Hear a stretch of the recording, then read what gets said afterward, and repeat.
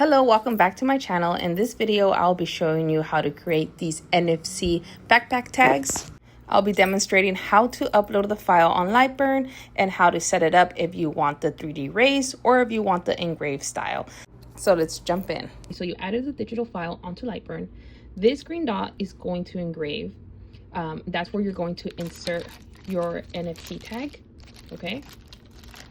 And then this is if you're going to go, this is if you're engraving everything, then it's green. If you need to switch out anything, this is grouped. So go ahead and go arrange, ungroup, and switch whatever you need to be switching around. Remember, delete what you're not going to use.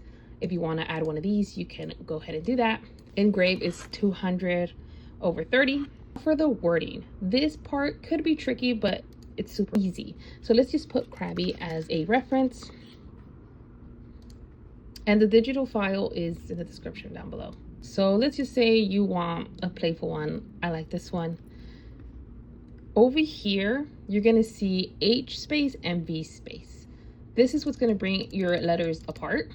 I recommend, so you can save time, is go into the negative so it starts coming together and it's welded. It's automatically going to weld if you have this little arrow here clicked. So when you unclick, see how it welded here, but it's not welded right here. So I'm just gonna play with it. And you can play with any fonts you want. This font is from Creative Fabrica. I will leave it also in the description down below. But do what works best. I think capital letters look better than lowercase, but as I always like to repeat myself, you are the creative director. See what works best for you. This is what I do. If you want to copy it, go for it. If you just need some inspiration, this is the purpose of the video. Okay, these are our pieces. This is the bottom part where the NFC tag goes here. It's been engraved like I showed you guys. This is our two options that we have if we want to just do the straight engraving and then color over it. I will be using these acrylic markers by Shuttle Art. It comes with a big packet. I will leave everything in the description down below of what I used. Of course, the NFC tag, again, everything will be down below. This is going to go up here, and I have two different varieties of how the middle can look because I want you guys to see how you guys can go about your own design. Let's jump into what needs to be painted over before we peel out this brown protective seal. So I'm going to go in with the white. You can do any color variation. You guys are the creative directors, of course. So I'm going to go in by coloring the items first. These would be colored, not this one. So I'm going to shake my marker and just dabble. You can paint over this. You can use, if you have acrylic paint, do that in hand. I prefer the markers. It's a lot quicker for me. It doesn't matter if you're not right inside. And when you finish painting this, you're going to set this aside for it to dry. I do recommend when you set it out to dry, leave it, go do a chore, go do a mail run, do what you have to do. I would leave it for quite a while because what happens is if you oversaturate, because you're learning how to use these markers, you're learning how to dabble your own paint, and you're just learning the consistency of the ink. When you peel it, it can smudge all over it, and then it's more difficult to clean. It's not impossible to clean, but it's just more work, and we're trying to avoid that, right? So if you have 5-10 orders of these, paint them first. That's the first thing I do. Set them to the side, finish something else, and then come back to it. See how I am dabbing each word? I'm literally going dab, dab, dab. Same if you had a paintbrush and that acrylic paint. You just dab, dab, dab, dab, dab. You don't go hard with these markers. You don't, because you can damage the end, and you need that sharp end on your markers for detailing. So then I'm gonna set these pieces to the side. If there's sunshine, put it under sunshine. If it's not, just put it to the side. It will dry eventually. Now for your NFC tag, let's just say you already activated. I highly recommend you activate it beforehand, and if you don't, that's okay. You can still wave it under your phone and activate it as so. The app that I'm using, again, in the description bar. I will super glue this part. I'm not gonna go too deep with the super glue. That goes a long way. I highly recommend this one. I used to use Gorilla Glue for the longest of time, but I'm very clumsy, and eventually the top is too heavy, so it will knock over and it will destroy anything that it knocks over, right? So this glue is tacky, so that's why I really like it. A dabble goes a long way. You don't need to oversaturate or any of that. Just like so. And then I'm going to flip it over. Make sure there's nothing obstructing it, so when it's glued down, it goes down. Like that. And let that sit. If you want to put something heavy over it, you most definitely can, but it's going to adhere regardless. Okay, and with your pokey tool, whatever you have in hand, you are going to remove your protective sheet. You can use a pokey tool, or you can even use the own acrylic, because if you rub acrylic with acrylic, it will not scrape. And if you use a pokey tool and you don't get it at the right angle, it will scrape it, and we're trying to prevent that. You can also use duct tape, the black Gorilla Glue, I think it's Gorilla something. That one works really good. But your acrylic just works just as well. I like gluing this part first. Just for me, it's easier. You can glue this with super glue, or you can use your 3mm tape, whatever works best for you. A little dab goes a long way. We don't want to oversaturate or it spills. The less we have to clean up, the better. Right there.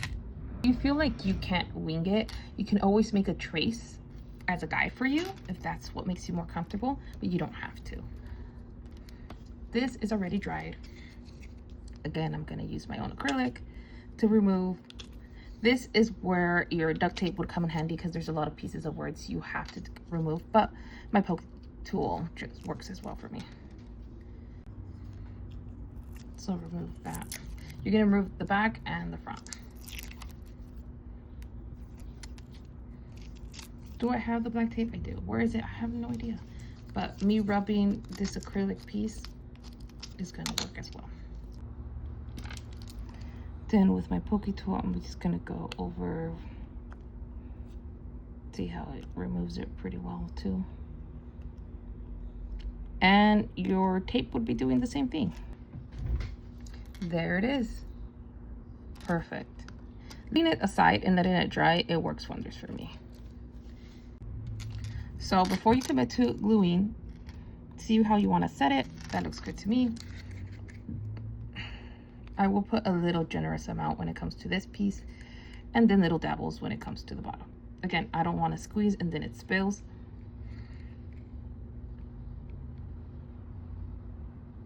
And if I need to spread it with the nozzle, then I'll do that.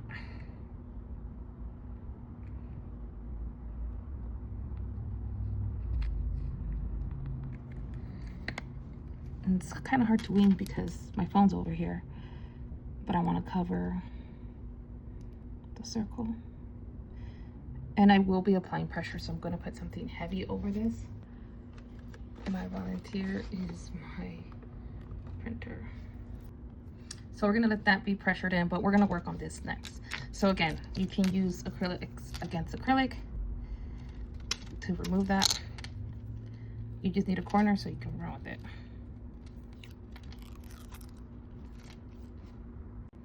See why it's important to wait until it dries. I'll show you my boo-boo. This one I got really excited and I did not wait. I literally just painted and scraped and it's smudgy. I don't know if you can see that. And then I had to repaint and then the smudges and go with the Q-tip, and it was just too much work. That's why I find it easier. Paint, walk away, do dishes, do a load of laundry, take out the trash, I don't know, do something. Let it sit for 15 to 30 minutes. That way you for sure know it's dried if you over dabbled. And as we're working on this, this still has the pressure on it.